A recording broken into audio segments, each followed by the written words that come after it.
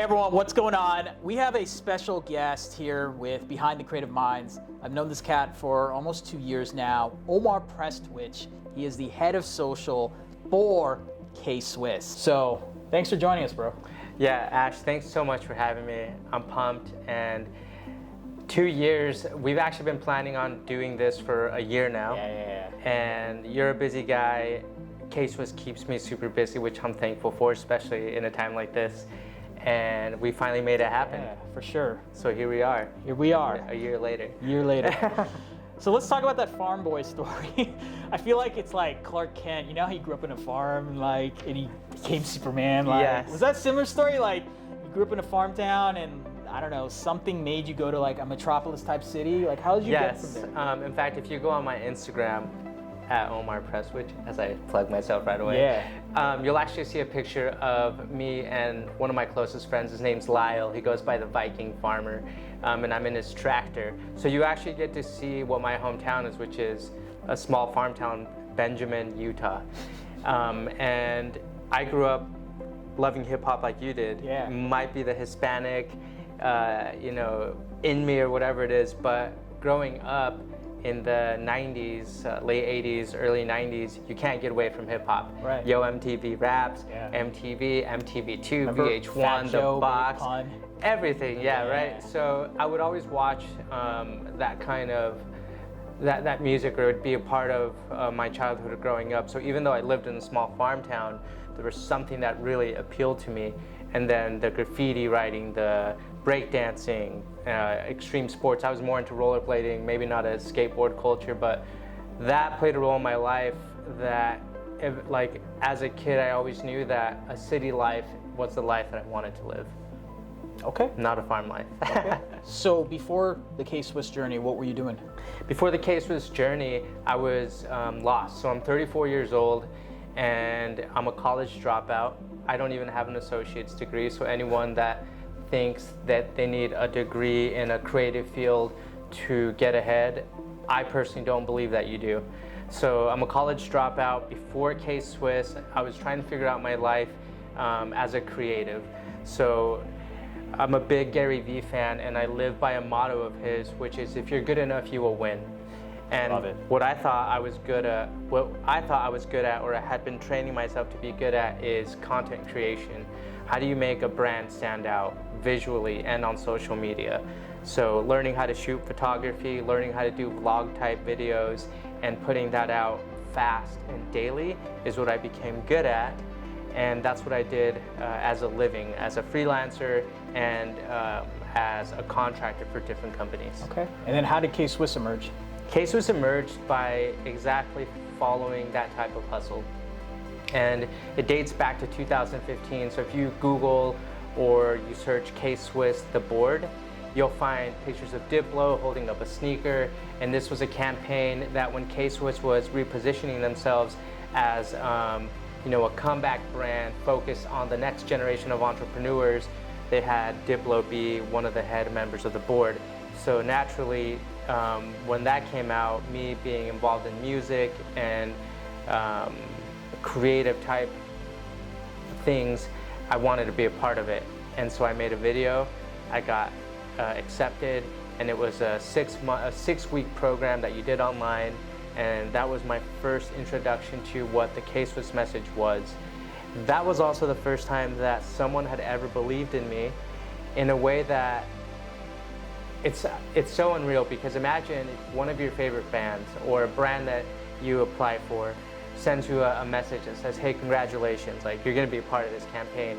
It ignites this fire in you that you realize that you're good. That that you could do more.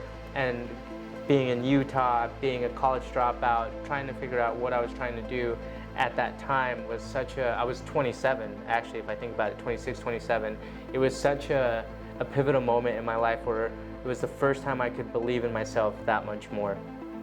And nothing happened until 2019, 2018 actually, when I had decided to pursue freelance, quit, completely stop going to school, change my circle of friends, change my mentality, and even drop my clients that I had at the time to focus on what it would be like to do what you think you're good at in a non-safe environment. So I moved to Seattle, and that's when K-Swiss really started paying attention to me, because I was starting to pump out value-driven content, and that's when people pay attention. Yeah, I love that. And one thing I loved what you said about making the switch from being a side hustle contract freelancer to being part of a team, because I always believe it's a team thing. Like, I'm a sports guy, and I always believe you need to have that starting five. You know, you need to have your Jordan, your Pippen, LeBron, you know, the late Kobe Bryant, like, and you need to have your, you know, other cast members, the John Stocktons that can do the assist. You know what I mean? Like, yeah. And did you feel that for you to make that move from going, besides K-Swiss and having this love for the brand and the affinity of hip hop and, you know, whatnot, do you feel that the right team was in place, or there was a potential for that team, because that helped lure you from being a solo entrepreneur? Yeah, that's a really good question. So the answer is no, because I didn't know. Okay. I didn't know what I was getting into. K-Swiss is truthfully my first real corporate job. You know what I mean? Like, as a freelancer, from some of the jobs I've had in the past, even working at startups, like, those aren't corporate jobs. Not in, like, where I live in downtown LA. I go to work in a big building. You know, it's a whole different thing. So before K-Swiss, and I was living in Seattle and being an entrepreneur, it's a different mindset. You know this because you're building your thing. Yeah. And so you're only focused on how do I survive? Okay. Right? Yeah, That's for sure. number one. How do I survive? Like, for me, in my first year of entrepreneurship, it was all about survival mode. Yeah. It wasn't about, like, anything other than, like, get good at what you do to sustain yourself, because if you can sustain yourself, you made it. Yeah. K-Swiss, originally I wanted to pitch a 10-part series. I wanted to pitch a commercial that was called Next Up. So all these next up musicians or upcoming musicians, I wanted them to each produce a track wearing K-Swiss, telling a story of K-Swiss. That turned out to never get pitched, but it turned out with me getting an amazing opportunity to work for K-Swiss. So I didn't think about the team per se. I just, you know, when an opportunity arises, you really have to decide, like, when will this opportunity happen again? When is K-Swiss gonna show up at, or X brand person, when are they gonna show up to your door and give you what is essentially a dream job? Yeah. Pay you for what you're good at? Yeah, it's a great feeling. Never. Like, maybe once or twice in your life. Right. So when that happened, it was a no-brainer. It was like, entrepreneurship can wait. You know, the mentality of an entrepreneur can be applied at work, and that makes you a deadly weapon at work. Yeah. So I just said, you know what, it's go time, and the team just happened to come. Like, K-Swiss, I just looked at it as like a new family. Yeah. And so the team all of a sudden became something that I grew to love, because when you love the brand is the team. Okay. Wow, respect. I love that. I love that philosophy. Well, speaking of, you know, the deadly weapon, entrepreneur, creative mentality, let's talk about creativity. Because I feel, at least, that when someone tells me that they're an entrepreneur, first thing I think of, obviously nimble, scrappy, hustle, but I also think, how creative are you? And when I say creative, it's like being able to find a solution. Mm-hmm. Like, I'm often, people who see me on a service level say, oh, Ash, you're so pause, or that's my word for positivity, like, you're so pause and, like, blah, blah, blah. No, I just find solutions. And through the solutions, I have to be positive. I have to find the good. Like, I don't think of things as failure. I think of things as, like, a learning opportunity. Yep. These are what I consider traits as creative. What do you think are creative traits? That's a really good question. So we were talking about this before. Yeah. Right? Everyone has creativity in them. The way you find that is completely up to you. So creativity can be art. That's like the number one thing that everybody probably thinks it's creative, but creativity is just finding a way to do more of what makes you better.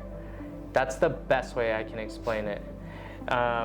Only you know what makes you better, and whatever you want to be better at. So if you plan if you plan activities around those things, you're being creative, and you can create a lifestyle or life that you want based around those things because you're taking action on something that you're passionate about.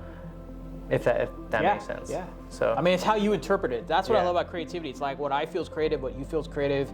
It's kind of like, these funny topics like politics or whatever. It's like, if you feel that's your view, that's your view. Or what's your religious belief, your spiritual belief, or what's your diet plan, Yep, which we'll get yep. into. Like, whatever works for you, you do you. let me put it this way. In a small group of my creative friends, I'm going to pick on three of us. Me, my friend Cade, aka RoboClip, and then yeah, Love and that. then our third, it's two brothers, Kuma Films, Todd and Joe. All of us grew up in the same place. All of us kind of took creative ideas in a different way. I went the street lifestyle photography. Cade went into a digital entrepreneur type way, and then Todd and Joe went into a filmmaking career. Like, all of us went different ways. Now Todd and Joe are like world-renowned videographers working with some of the top brands, and they make just amazing commercials for people. Kuma Films. Cade owns a really successful marketing company, but what he's creative is, and what I'm getting at is, he understands the social media creative side, and he is blowing up on TikTok playing video games. And then me, I just took the photography side and I built a career out of it in fashion. Okay.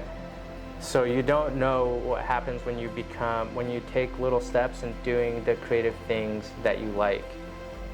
Okay.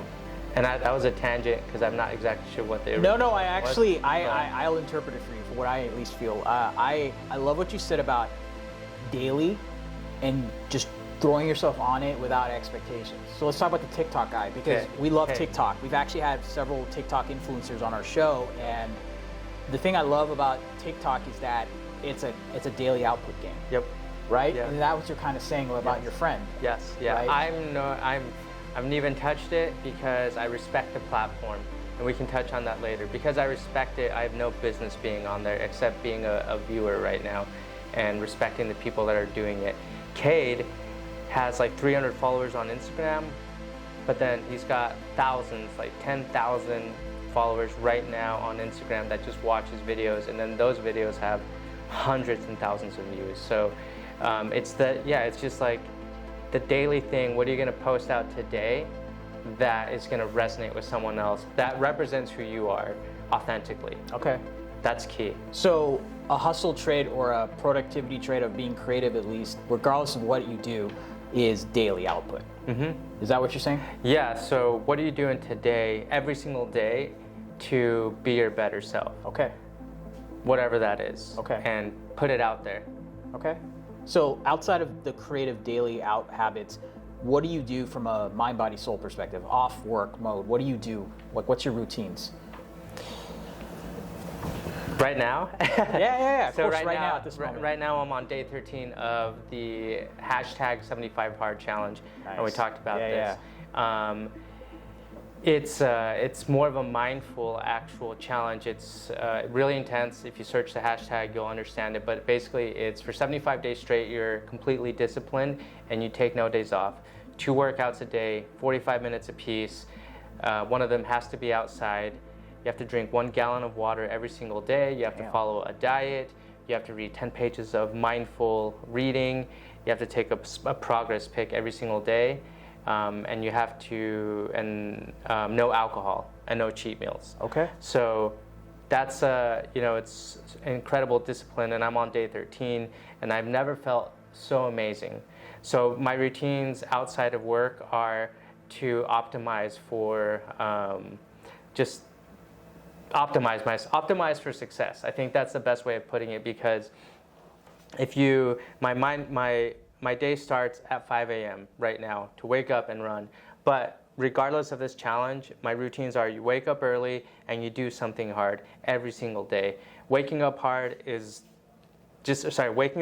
is hard just as it is, and then a cold shower or running or working out and then a cold shower. It's like, how many difficult things can you do in the morning to get yourself ready for whatever's to come? Because things are going to happen that day, and if you've already done difficult things, nothing will really faze you at that point. So I like to start my day by doing difficult things and getting my mind ready. I also like to, and this is before work, before I start to work, which is normally 8:30 or 9, I like to have 1 hour every single day of personal progress. And that could be going to a coffee shop and working on my daily post. That could be outside of working out. It's just something that you spend 1 hour actually moving the needle into the direction that you want. And then you work, focus work, and then you have your afternoon hustle. You have to do it every single day. And then I cannot end the day without a recap and planning for the next day, because I have to see what I did and didn't do, and then I have to plan for what I didn't do that I need to do, or how I'm going to be efficient the next day, because you can wake up and not know what you're going to do. Yeah. Wow. And that's every day. That's like, Respect. That's routine. Even on Sunday. Every fucking day. Wow. Especially on Sundays. All right. So. Wow, I'm just processing. That's just deep. I mean, I knew you were doing this challenge, and I mean, we're friends on social media too, and I've been seeing it, but that's savage. Yeah. Wow. No, that's sick, man. Props. I guess let's just segue into advice for non-creatives or people who think they're not creative. Just to kind of conclude this interview, what is your advice for man or woman who's working and they see this interview, or they read about creativity, or they read about the hustle culture? They're like, oh, I don't know what you're doing. I'm kind of rigid. I'm kind of stiff. Like, I don't think I can be creative. What advice would you give someone like that? Yeah, that's good, right? Everyone has creativity in them. There's a motto that I love to live by, which is that everyday heroes. That's my thing. Like, okay. I love people. I think everyone has greatness in them. It's just untapped. Some people like you that tap into your greatness, it's apparent. It's how you live your day. It's how you talk to people. It's how you want to help people out. Yep. You're helping me because I want to get my message out there. Nice. And I appreciate that, so I get it. But that says a lot about you. And so every person has something good to give. I really, really believe that. Whether they know that themselves or not is a personal thing. That starts by being creative. Well, creativity, again, to me, starts by working on you. What is your best self? What is your, and I write this down all the time, what is, in my mind, Omar Prestwich, what is the best version of me? What do I look like physically, mentally? What am I reading? What am I eating? Where am I living? Where am I working? There's something in my mind that I'm chasing, and everything that I do daily is trying to get to that person. That's how I become creative, because I have to figure out my way of doing it. That's the advice I give for people that don't think they're creative. It's you're probably not thinking you're creative because you haven't challenged yourself to be your best self. Okay. Respect, man. Well, we could talk for hours, but I know I like things that are concise and to the point, that are effective, so people actually listen to this. So I want to thank you. Yes. This is not a goodbye. This is we're going to do a part 2 eventually. Cool. Where can people find you, and what should we know about what's going on in your life before we conclude? At Omar Prestwich everywhere. And I mean, just keep doing you. That's it. No one knows you better than you know you, and always chase for personal greatness. That's a wrap, everyone. Thank you. Peace.